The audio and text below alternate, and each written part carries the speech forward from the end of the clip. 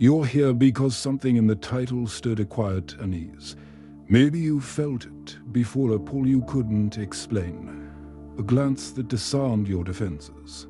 A softness so precise it couldn't be accidental. This isn't about blame, it's about awakening. In the next few minutes, you'll journey into a part of the psyche Carl Jung rarely spoke of directly, yet always pointed toward the manipulation that wears mascara. The archetype that lives in whispers and the unconscious, forces behind both. It's not about fear, it's about finally seeing clearly. You first notice it in the small things, the tilt of her head when you're speaking, the warmth that seems just a little too well-timed.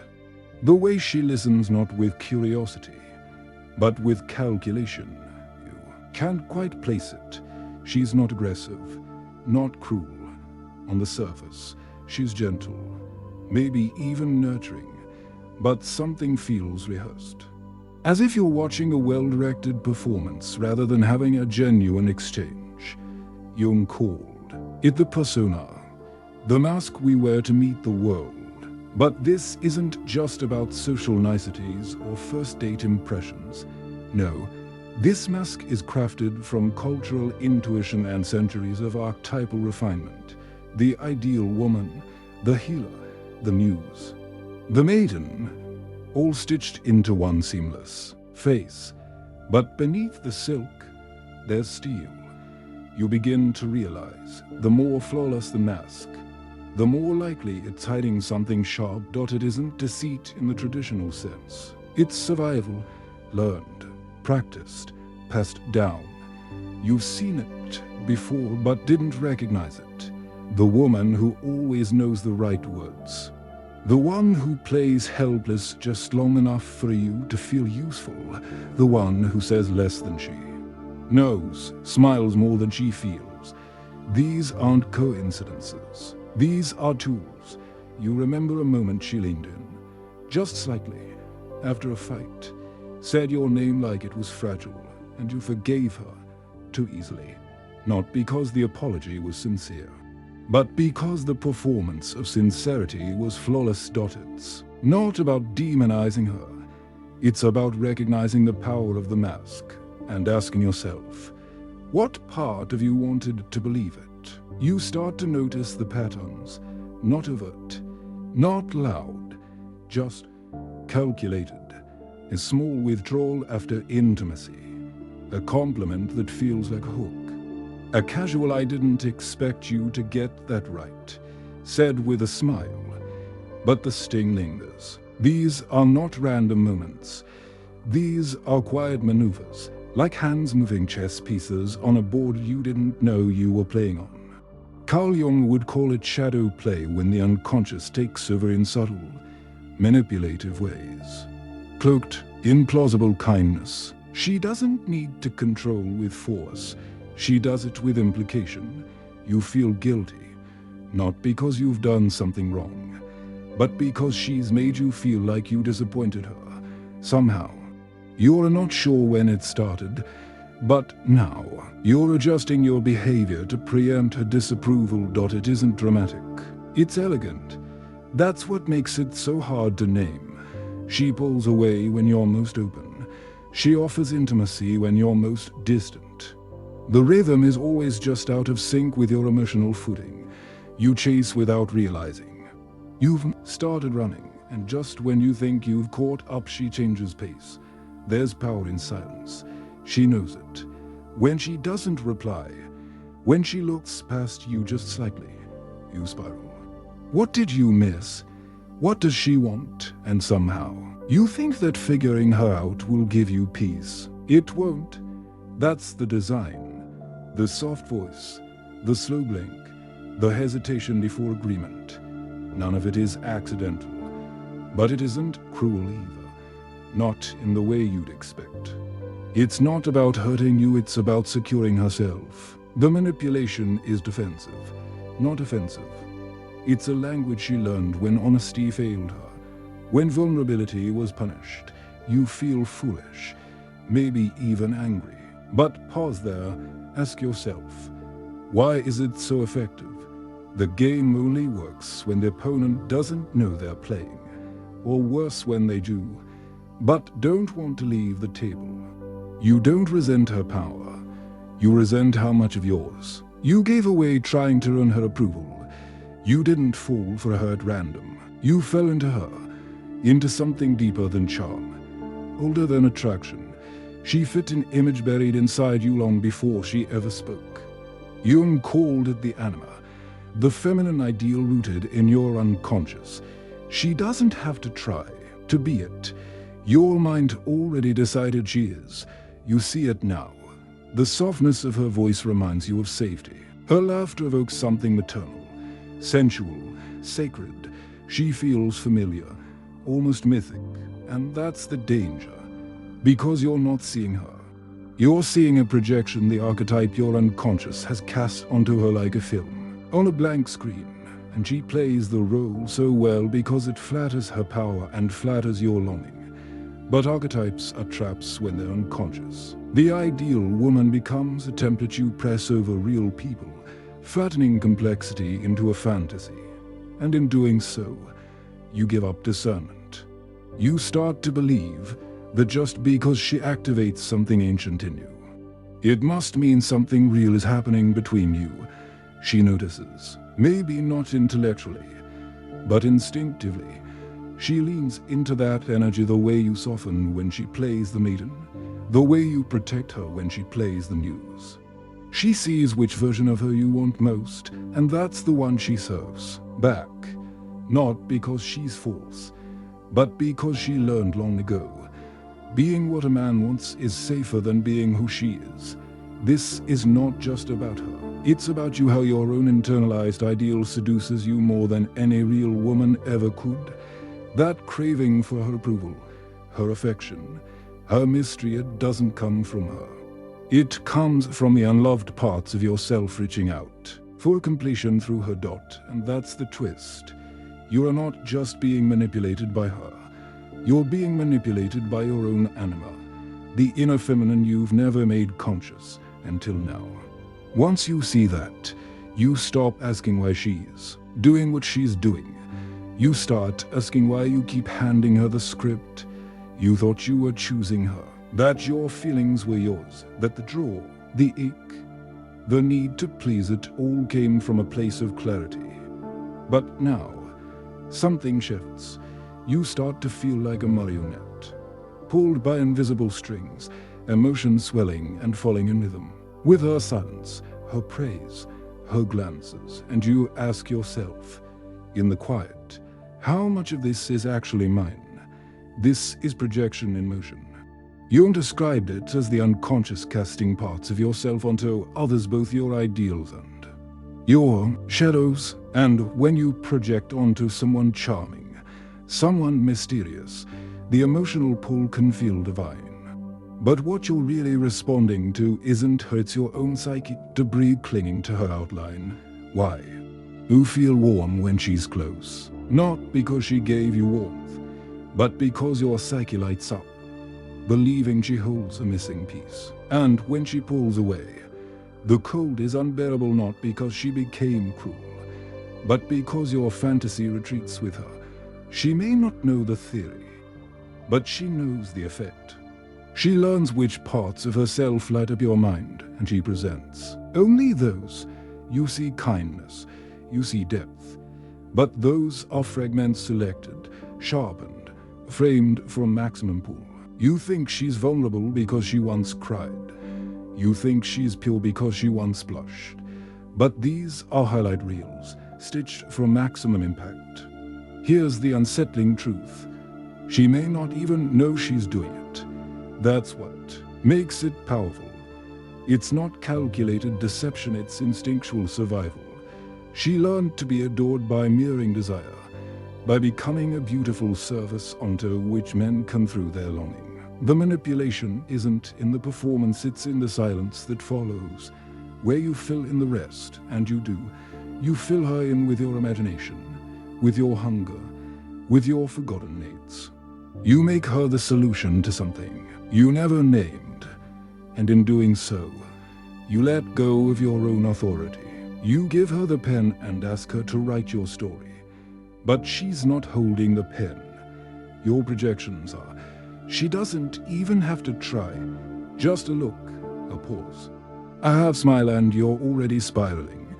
You think it's her presence, her essence, her magnetism. But now, you start to wonder, is it really her you're drawn to? Or is it the version of her your unconscious built brick by brick?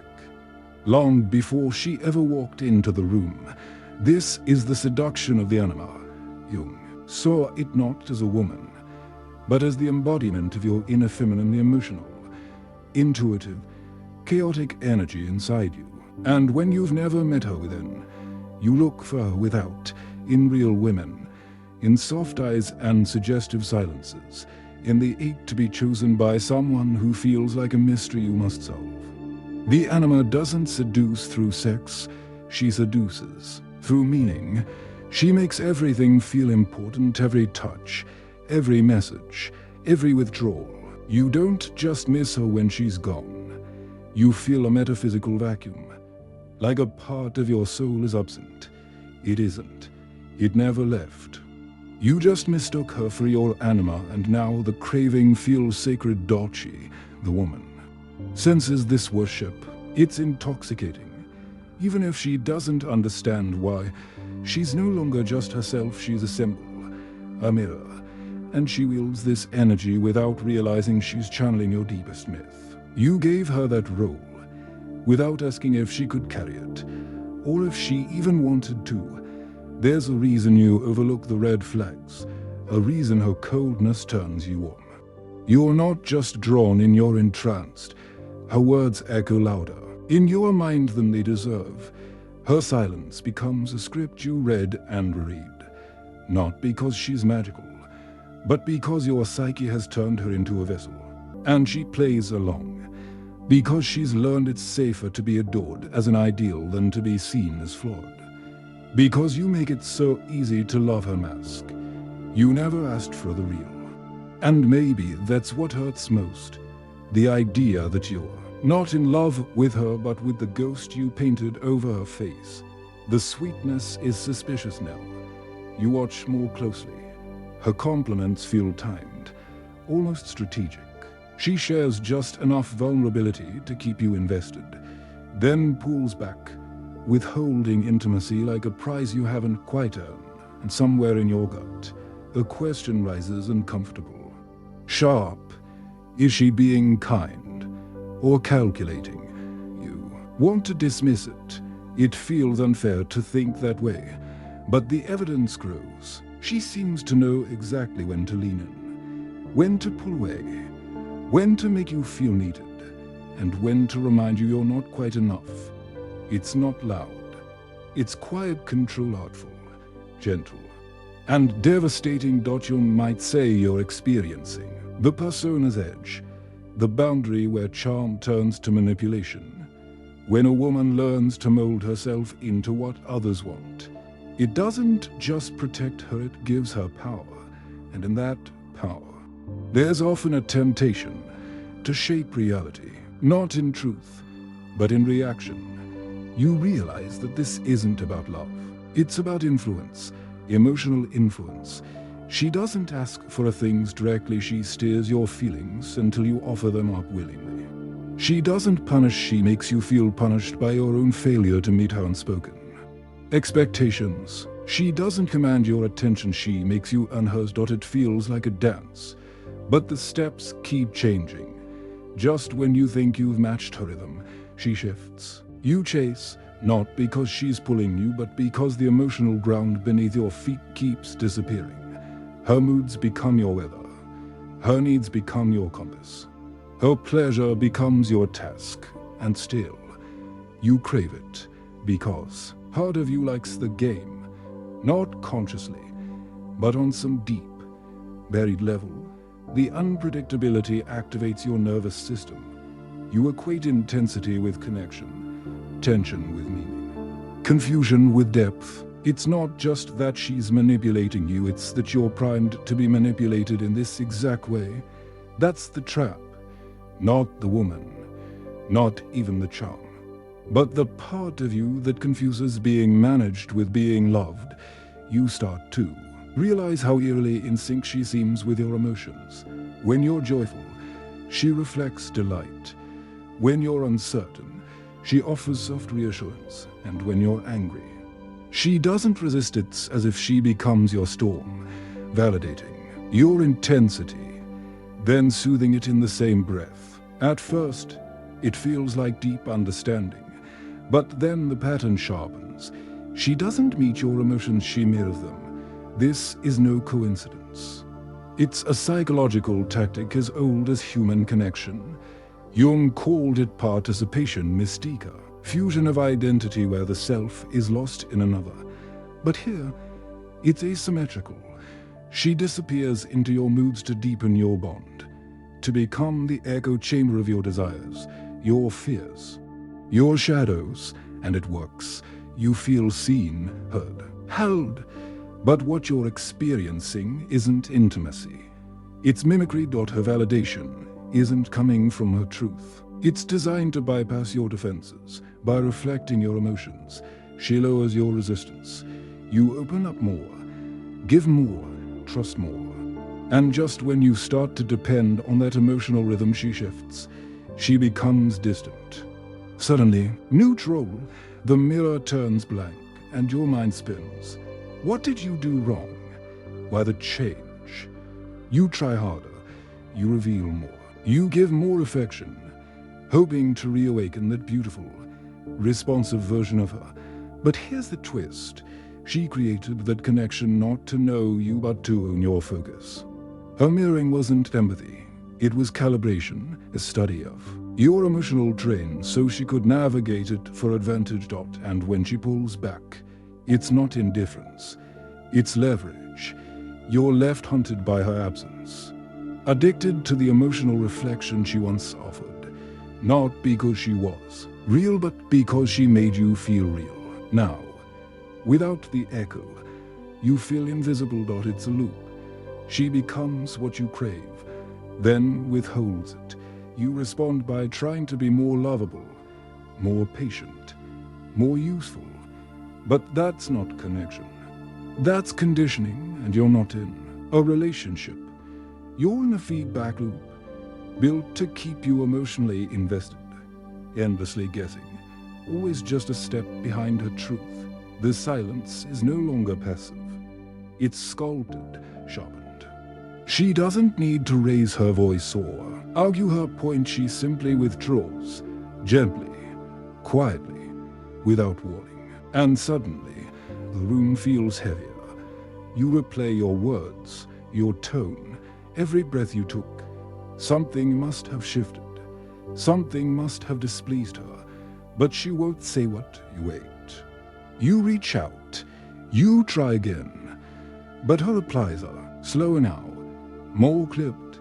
The warmth is gone, replaced by a cool absence that feels like punishment without a name. And you're not just confused, you're haunted. Because her distance doesn't just deny you attention, it denies you certainty. That's the real control. Jung once spoke of the inferior function, the part of ourselves least developed, the most vulnerable. For many, it's emotional security. And in this moment, that's the lever she pulls. She doesn't scream. She doesn't accuse. She simply becomes less available, less open, less present. And the more she fades, the more visible your own insecurities become. You start to adapt. You tone yourself down. You apologize even when you're not sure what for. You offer affection like peace offerings. You anticipate her moods before she speaks. Because now, her silence governs your behavior. She's no longer reacting to you, you're reacting to her absence. But here's the thing. The withholding isn't always conscious. It's not always planned. Sometimes, she retreats because she's overwhelmed, or because she learned, long ago, that absence draws more love than presence. Somewhere in her past, withdrawal became a survival strategy, and now, it's how she holds power, not through presence, but through emotional vacancy. Still, The effect on you is real. Her silence creates noise in your head, echoes of past rejections, old wounds, fears of being forgotten, and every moment she remains distant, you lose a little more of your center, twisting yourself into someone more pleasing, more forgiving, more invisible. She disappears, and you disappear with her. That's the manipulation, not what she says, but what she doesn't. Not the fire, but the frost. And the more you try to melt walls, the more you forget how to protect your own. You didn't see it coming. The spell doesn't break with drama or a revelation. It unravels in the quiet, in the moment when she withdraws yet again and you don't follow. When she offers half a sentence meant to trigger your guilt and you feel nothing. Not numbness. Clarity. It's strange, almost surreal. You've spent so long decoding her signals, adjusting your tone, rearranging your needs to accommodate her silences. But now, something clicks. You don't feel manipulated, you feel good. Not because she's changed, but because you've changed. The illusion is cracking, and underneath it, she's just a person. Flawed, scared, beautiful, tired. And this is where Jung's shadow concept shines, not in her, but in you. You see now that what she did was never magical. It was strategic, habitual, unconscious. But the spell only held because part of you wanted to be held that way. You participated. You romanticized the pull, the longing, the mystery. You turned uncertainty into evidence of depth. Now, you understand. The manipulation wasn't cruelty, it was defense. Her persona, the charming, evasive, irresistible self, was a mask forged not to deceive, but to survive. She may not have known another way, and maybe she still doesn't. You stop needing her to admit it, because the spell wasn't her fault, and the clarity isn't her responsibility. You finally see her not as a fantasy, not as a wound, but as a woman caught in her own web of needs and fears. You stop seeing her silence as profound. You stop seeing her charm as power. You stop seeing yourself as the victim, and in doing so, you take back something precious, your agency. She may still play the same games.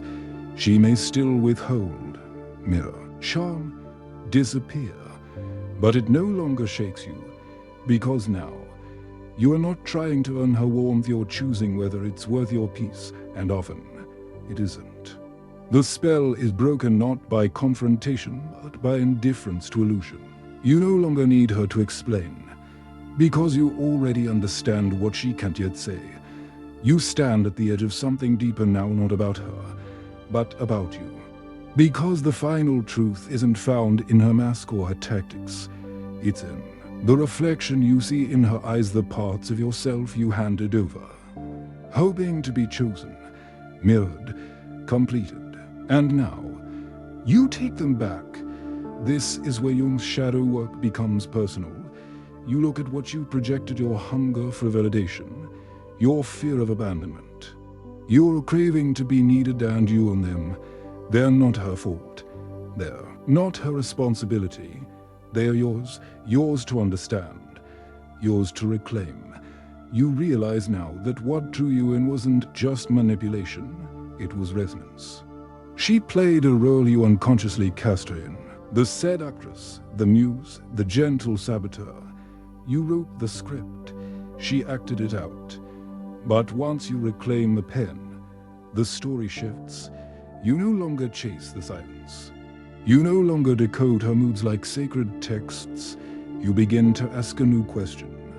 What made me believe I needed this to feel worthy? It's a strange kind of grief, the loss of illusion. But it's also liberation.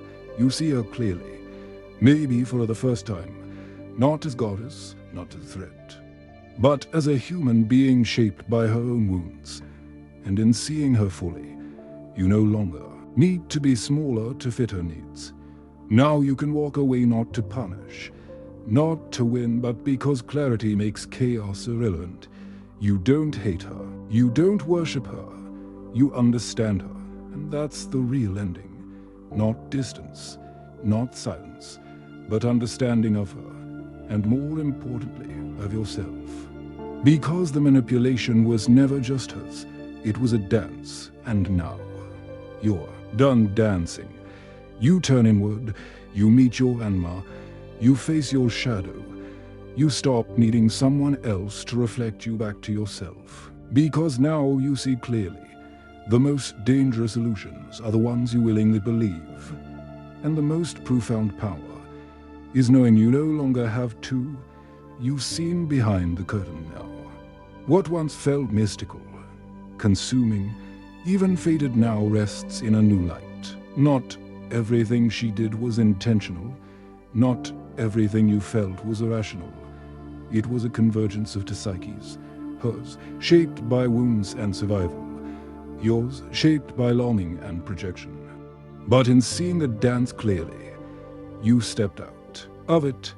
That's transformation. There's no need to label her the villain, or yourself the fool. This wasn't a war. It was a mirror reflecting the unconscious back at you through charm, through distance, through silence that demanded your attention. And now, you no longer offer that attention blindly. What you've gained is more than incited sovereignty, the ability to observe without reacting, to feel without obeying, to love without losing yourself. And when manipulation no longer finds your softest places unattended, it fades, it loses its grip. Carl Jung didn't promise that shadow work would be gentle. He promised it would be real. And you now awake, now aware, carry forward with more clarity than you began with. So take this moment, not with bitterness, but with reverence. You've reclaimed your depth, you've reclaimed your voice, and you're no longer mistaking the illusion of love for a love itself. The power was never in her hands, it was in yours all along. If this exploration spoke to you, gently tap like, share this video with someone who may need it. And leave a comment. Have you ever felt caught in this kind of dynamic? Your story might be the mirror someone else needs. And stay with us. There's more ahead, more about boundaries, emotional sovereignty, and the deeper layers of love that don't rely on illusion. The journey inward is just beginning.